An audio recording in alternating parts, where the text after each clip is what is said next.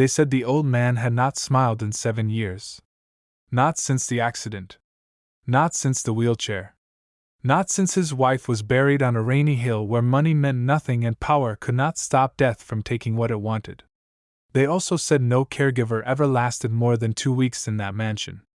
Some quit because of his silence, the way he stared through walls as if searching for something lost forever. Some because of his temper, explosions of rage that came without warning, shattering the quiet like glass. Some because his children made life unbearable, watching every move, questioning every gesture, treating hired help like trespassers in their inheritance. But on a quiet morning, before the sun fully rose and the world began its noise, a woman from a forgotten village stood at the gate. She carried no resume, no connections, no letters of recommendation from prestigious families. Only a small bag, worn at the edges, and a heart that had already survived hunger, loss, and shame. And by the time this story ends, a billionaire would choose her. A family would declare war. And a wedding would threaten to tear everything apart. Stay with me. Because this is not just a love story. It is a story about who deserves love and who thinks they own it. It is about the invisible lines we draw between classes, between what is acceptable and what is scandalous, between duty and genuine human connection. This is a story that will make you question everything you thought you knew about late-life romance, about money and power, and about the choices we make when the world is watching. This is a story that asks one fundamental question that might keep you awake tonight. When love arrives at the end of life, unexpected and uninvited, who has the right to stop it? The person feeling it, or the children who stand to inherit everything? Who was this woman, really? Why did the billionaire trust her when he trusted no one else, when his own children had proven themselves capable managers of his empire but incapable of touching his heart? And what secret did his children discover in her past that made them swear, with lawyers present and documents prepared, that wedding will never happen? Was it love, the kind that poets write about and skeptics dismiss?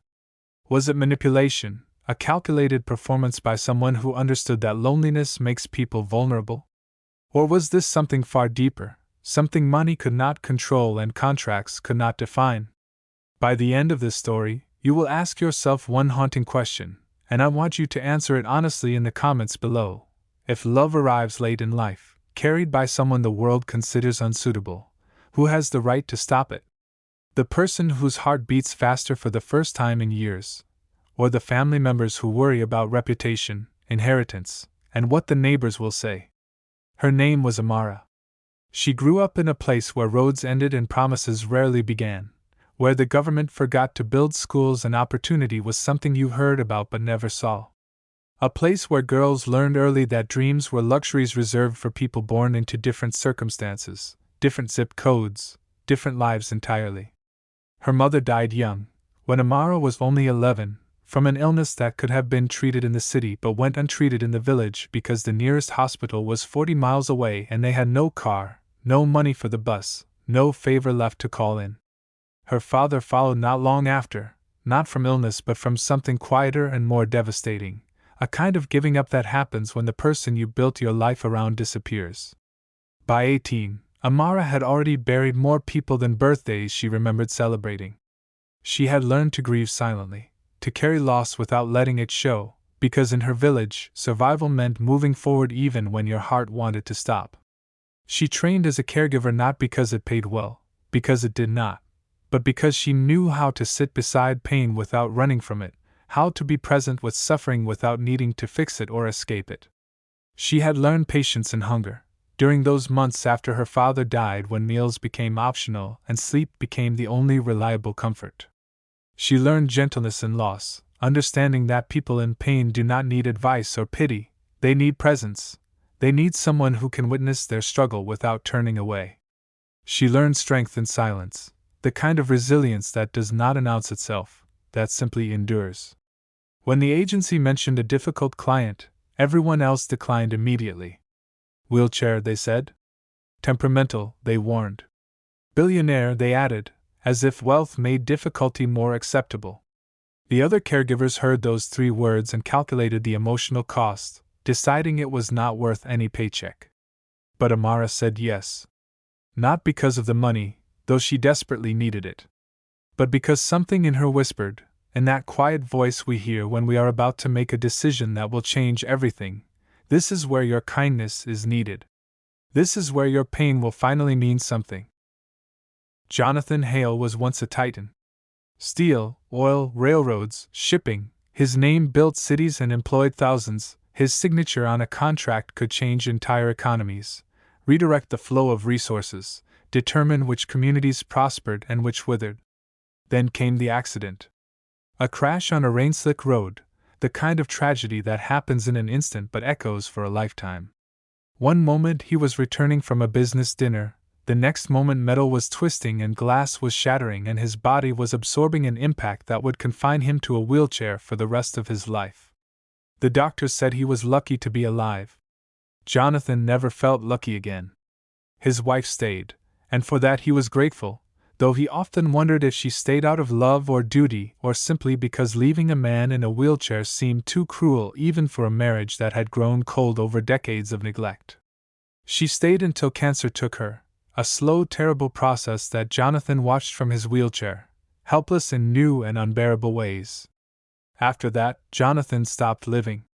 His mansion became a museum of echoes, rooms full of expensive furniture that no one sat on, paintings that no one looked at, a home that felt like a mausoleum for a man not yet dead. His children visited like shareholders, not family.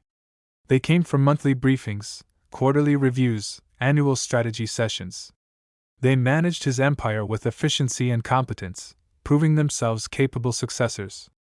They managed his schedule, coordinating with doctors and accountants and lawyers. But they never managed his loneliness, never thought to ask if he was happy or sad or anything at all. Their conversations were about stock prices and market trends, never about memories or regrets, or the things he lay awake thinking about at 3 a.m. when the house was too quiet and the past was too loud. And when Amara entered his life, escorted into his study by the head of household who explained her role and responsibilities, Jonathan did not look at her. Not at first. He had stopped looking at caregivers years ago, had learned to treat them as interchangeable, temporary fixtures in a life that felt increasingly temporary itself. He sat facing the window, his wheelchair positioned to watch a garden he could no longer walk through, and he said nothing as Amara was told where things were kept, what his preferences were, what behaviors to expect and tolerate. For weeks, Jonathan barely spoke, offering only mechanical responses to necessary questions, yes or no, never full sentences, never voluntary conversation. Amara cleaned quietly, moving through the mansion with an efficiency that came from years of making herself useful, making herself invisible. She fed him gently, never rushing, never showing impatience when his hands shook or when he refused food entirely, which happened often in those early days. She spoke only when necessary, understanding that some people need silence the way others need conversation, that sometimes the kindest thing you can offer is the absence of forced cheerfulness. She never pitied him, and somehow Jonathan sensed this, sensed that she saw him as a person rather than a tragedy, as someone experiencing difficulty rather than someone defined by it. She never rushed him, never treated his slowness as inconvenience, never sighed or checked her watch or gave any indication that she had somewhere else to be. And slowly, almost imperceptibly, the atmosphere in the house began to change. Jonathan started noticing small things, the way Amara hummed quietly while organizing his medications, the way she paused to look at family photographs he had stopped seeing years ago, the way she moved through the world with a groundedness he had not encountered in his circles where everyone seemed to be performing, auditioning, calculating. One night, during a storm in late October, the power went out. The house fell into darkness, the kind of complete absence of light that only happens far from city centers, in mansions surrounded by acres of private land. Jonathan's breathing changed, became sharp, uneven, the sound of panic rising in someone who cannot easily escape, who cannot simply stand and walk to find candles or circuit breakers. Amara lit a candle, the matchstick flaring in the darkness, and she carried it to where Jonathan sat rigid in his wheelchair, his hands gripping the armrests. She did not touch him, understanding instinctively that unwanted touch in moments of panic can make things worse. She simply pulled a chair close and sat beside him, the candlelight throwing shadows on the walls, making the huge room feel suddenly intimate. She did not offer empty reassurances, did not say everything will be fine or the power will come back soon. She simply said, in a voice so quiet it was almost a whisper, "Storms sound louder when you are alone." Jonathan looked at her for the first time, truly looked, seeing not a caregiver but a person, someone who understood something essential about fear and loneliness, and the specific terror of being trapped in your own limitations. That night he spoke. Not about money, not about the business empire he had built, not about the accident, or the wheelchair, or any of the obvious topics. He spoke about regret, about the wife he ignored while building empires, choosing meetings over anniversaries, contracts over conversations, believing there would always be time later to pay attention to the relationship, to invest in the marriage the way he invested in everything else. There was not. By the time he understood what he had lost, she was sick, and then she was gone, and all his money could not buy back a single ordinary evening he had sacrificed for extraordinary ambitions. He talked about his children, who learned wealth but not warmth, who learned to manage assets but not relationships, who called him father but treated him like a corporation. And Amara listened, not with the professional patience of someone being paid to care, but with the deep attention of someone who understood loss, who had also learned too late what mattered and what did not. She did not offer advice, did not try to solve or fix or reframe his pain. She just listened, and in that listening, something shifted. That was the night the wall cracked, the barrier Jonathan had built between himself and the world, between his heart and anyone who might touch it. After that night, everything changed gradually but undeniably. Jonathan started asking Amara questions, not about schedules or medications but about her life, where she came from, what she had lost, what she still hoped for. She answered honestly, telling him about the village, about her parents, about the specific loneliness of being young and orphaned and responsible for yourself before you are ready. They discovered they had loss in common, grief in different forms but equal weight. Jonathan started requesting her presence even when care tasks were finished, asking her to read to him, not because his eyes did not work but because he liked her voice, liked the way she chose books, liked the conversations that emerged from the stories. She read him poetry he had dismissed as frivolous in his youth, and now found unbearably beautiful. She read him novels about ordinary people living ordinary lives, stories he would have considered beneath his attention when he was building empires but now recognized as containing more truth than any business journal. And somewhere in those weeks of reading and talking and sitting together in comfortable silence, Jonathan realized he was happy. Not content, not resigned, but genuinely happy for the first time since before the accident, maybe for the first time since before his marriage became arrangement, maybe for the first time in decades. The children noticed the change during their monthly visit. Their father laughed, a sound so unexpected that his daughter, Catherine, actually stopped mid-sentence and stared at him as if he had done something shocking, which in a way he had. A sound they barely recognized, rusty from disuse but unmistakably genuine. His son, Michael, exchanged a glance with his sister, a look that said something is different, something has changed, we need to pay attention. They noticed Amara moving through the house, noticed the ease between her and their father, the way she teased him gently about his stubbornness, the way he smiled in response. They noticed books stacked beside his wheelchair, classical music playing where silence used to dominate, curtains open to let in light he had previously avoided. Catherine asked the household staff what had changed, and the answers troubled her. He talks to her for hours, they said. He asks for her specifically, they reported. He seems happy, they observed, and somehow that observation felt like an accusation, an implication that he had not been happy before, that his own children had failed to provide what a hired caregiver managed effortlessly.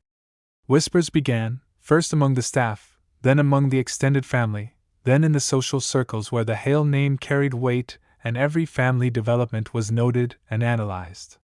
She is after his money, people said with certainty, as if they could see into Amara's heart and motives, as if love between unequal parties was always necessarily transactional.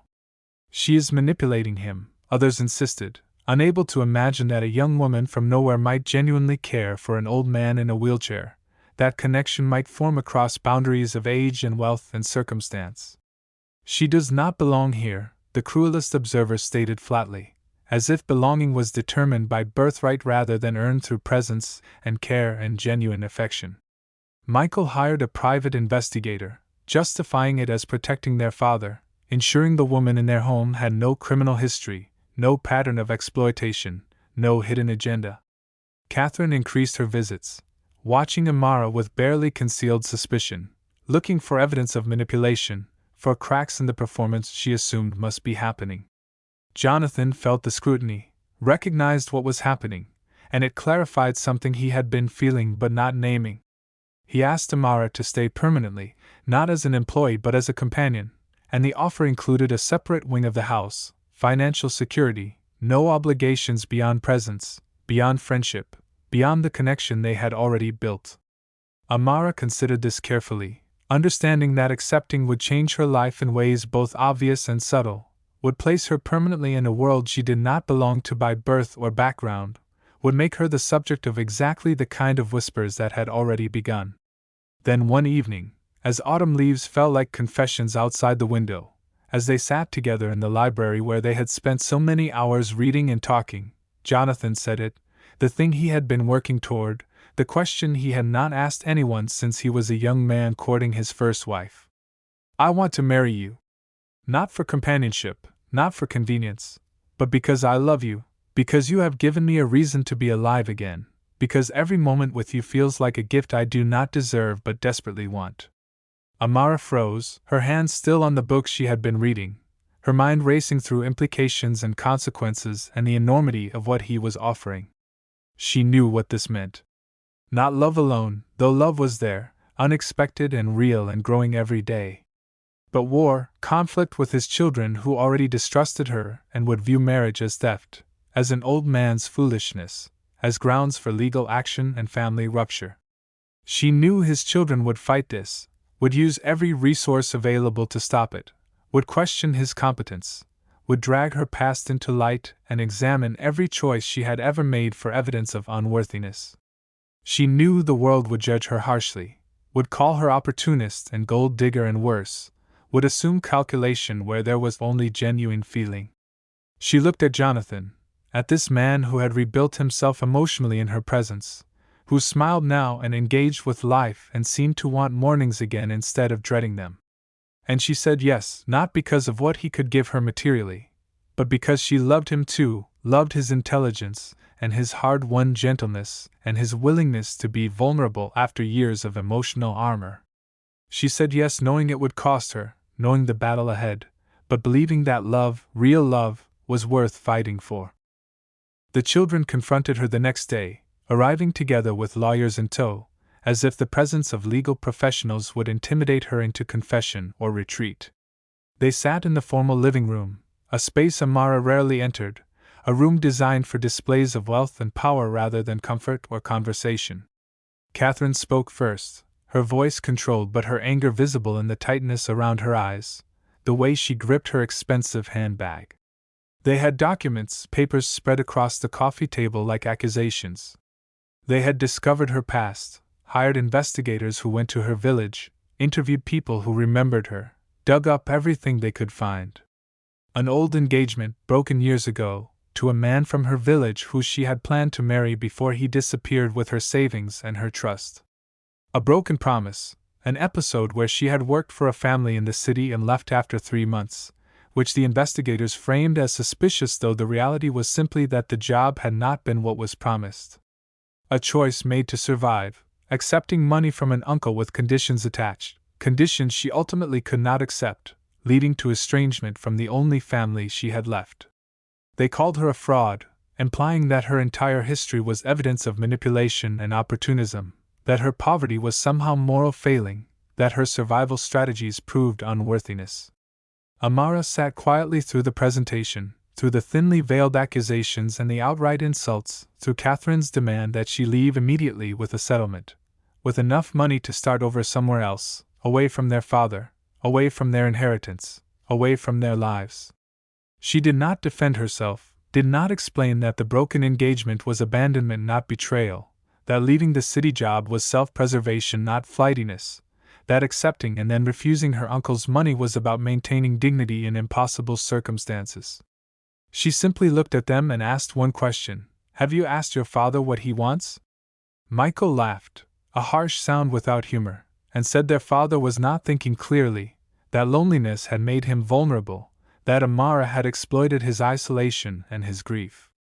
Catherine added that they were prepared to pursue legal options, to have Jonathan evaluated for competency, to do whatever necessary to protect him from making a catastrophic mistake.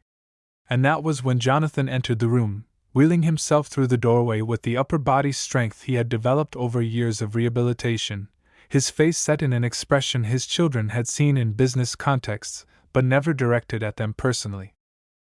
Jonathan had heard everything, had positioned himself in the hallway outside the room, listening to his children threaten the woman he loved, listening to them discuss his competency as if he were already incapacitated, already an object to be managed rather than a person with agency and desires. He looked at Michael and Catherine, these people he had raised and provided for and given every advantage, and he felt something close to grief, mourning the relationship he thought they had, the family he had imagined they were.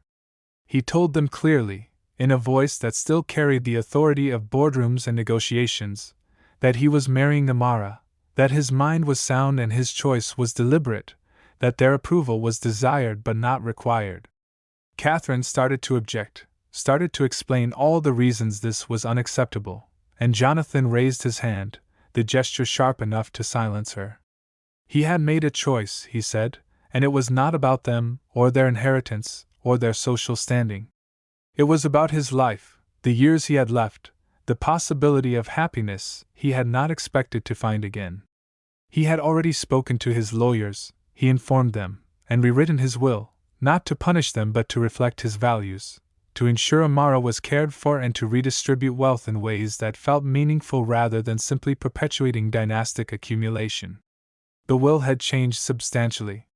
The children would still receive significant inheritance, enough to maintain their lifestyles and fund their own ambitions, but the bulk of the estate was being directed to charitable foundations, to causes Jonathan had ignored during his wealth-building years but now recognized as important.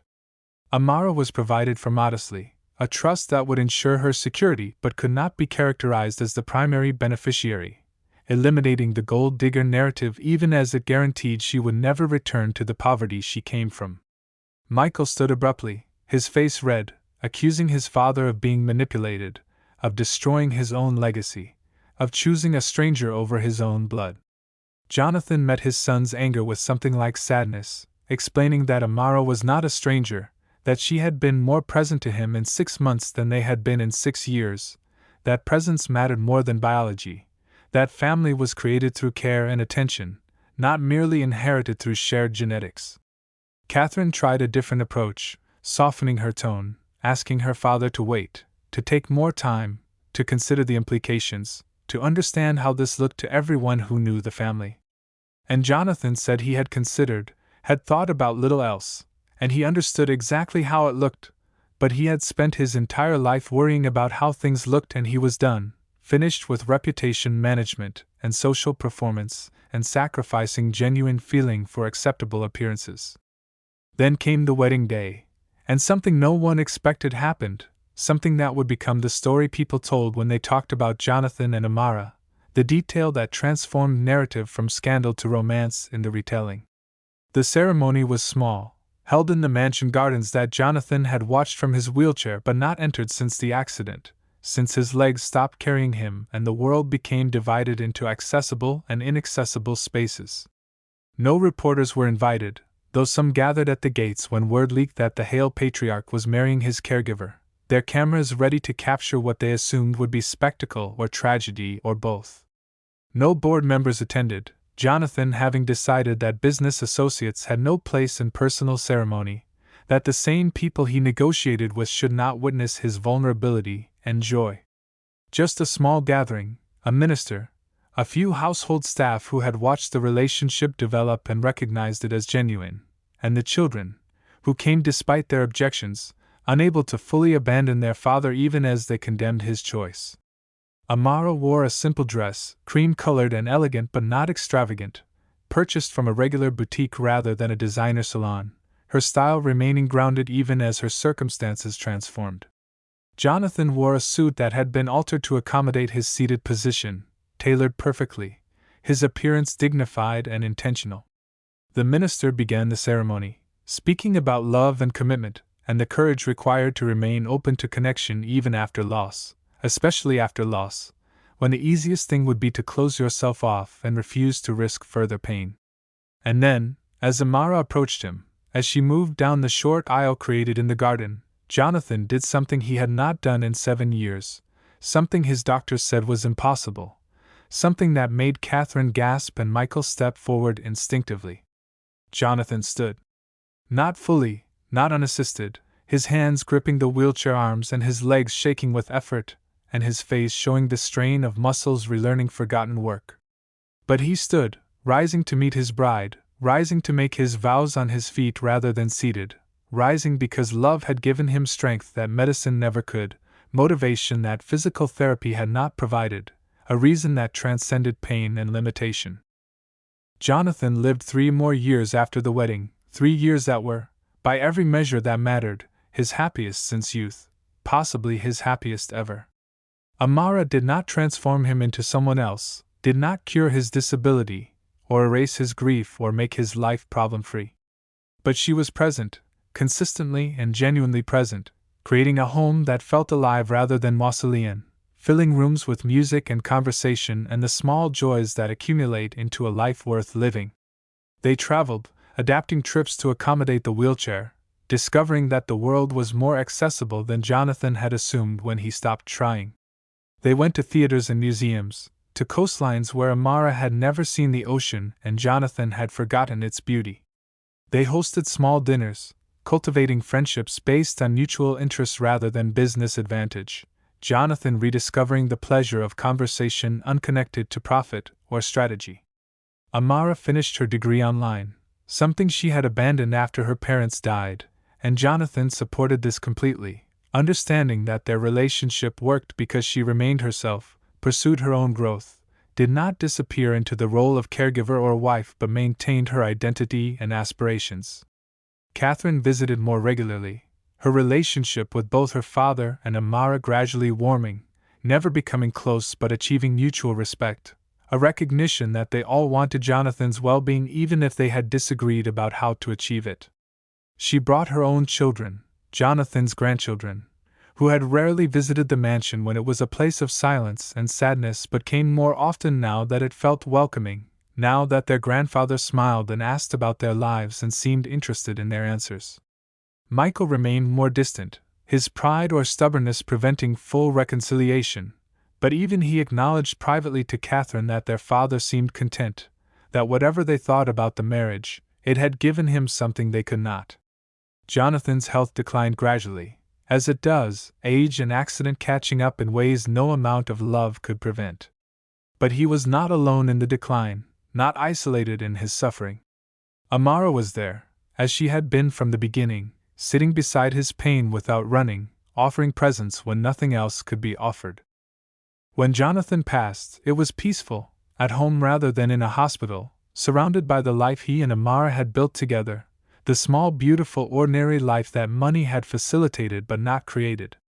Amara held his hand, and his last words were thank you, simple and complete, gratitude for being seen, for being loved, for being given 3 years of happiness at the end of a long, complicated life.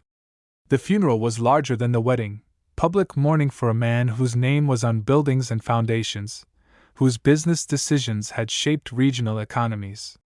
But the eulogy that mattered was delivered by Amara, who spoke about the private Jonathan, the man who loved poetry and classical music, who regretted his absences and cherished his second chance, who learned that vulnerability was strength and connection was wealth that could not be measured in dollars.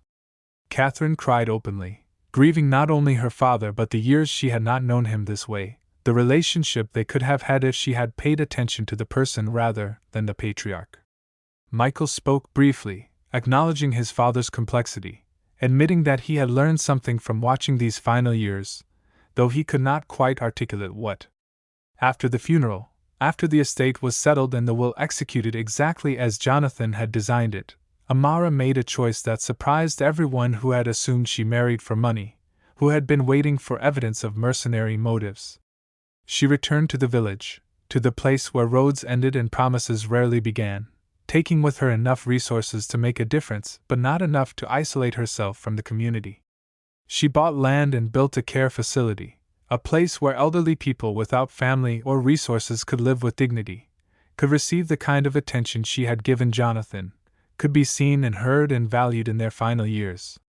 Not rich, despite the trust fund and the inheritance, because she poured the money into the facility, into scholarships for caregivers, into creating the support system her village had never had, the resources that might have saved her mother if they had existed 20 years earlier.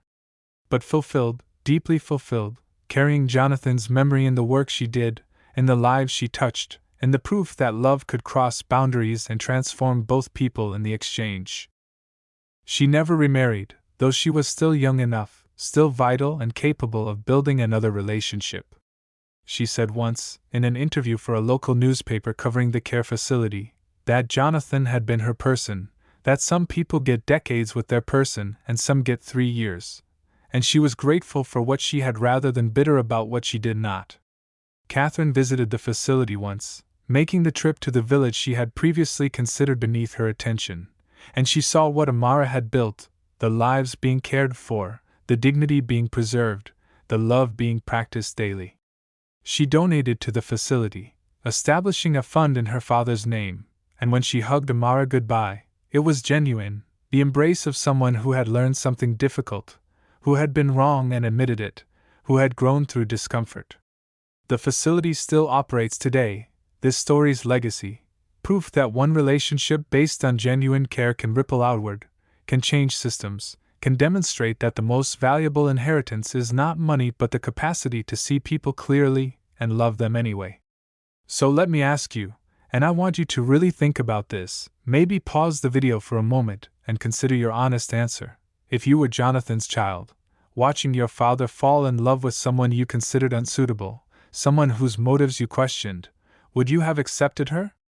Would you have been able to see past class and age and the inheritance implications to recognize genuine connection? Or would you have done exactly what Catherine and Michael did, protecting your father from what you assumed was manipulation? And if you were Amara, would you have stayed when the accusations started, when lawyers appeared with documents about your past, when the easier choice would have been to leave with a settlement and avoid the conflict entirely? Would you have had the courage to say yes to a proposal that guaranteed battle, or would you have protected yourself by walking away from love that came with complications? Do you believe love has an age limit, an expiration date after which romance becomes inappropriate or suspicious? Or is love timeless, available at any age, valid whenever it arrives regardless of how it looks to observers? What does this story make you feel about the assumptions we make about caregivers and their patients, about young women and old men, about who deserves love and who might be faking it? Think about your own life for a moment. Have you ever judged a relationship that looked unbalanced or unconventional, assuming you understood the dynamics, assuming you knew someone's motives? What if you were wrong? What if there was genuine feeling you could not see because you were looking for exploitation? Share your thoughts in the comments, and please be honest, be vulnerable. Tell me what this story brought up for you. I read every comment, and these conversations, these exchanges between all of you watching from different places with different experiences, these matter. They are how we learn, how we challenge our assumptions, how we grow into more compassionate versions of ourselves. And if this story moved you, if it made you feel something true, if it challenged you or comforted you or made you think differently about love and class and who deserves happiness, then subscribe to this channel for more stories like this. We bring you cinematic narratives that remind us of something essential, that people are complex, that judgment is easy but understanding requires effort, and that sometimes the greatest inheritance, the legacy that outlasts money and property and reputation, is love itself. The capacity to see someone clearly, to care for them genuinely, and to be changed by the connection. That is what Jonathan and Amara had. That is what they left behind. That is what we all deserve, if we are brave enough to choose it.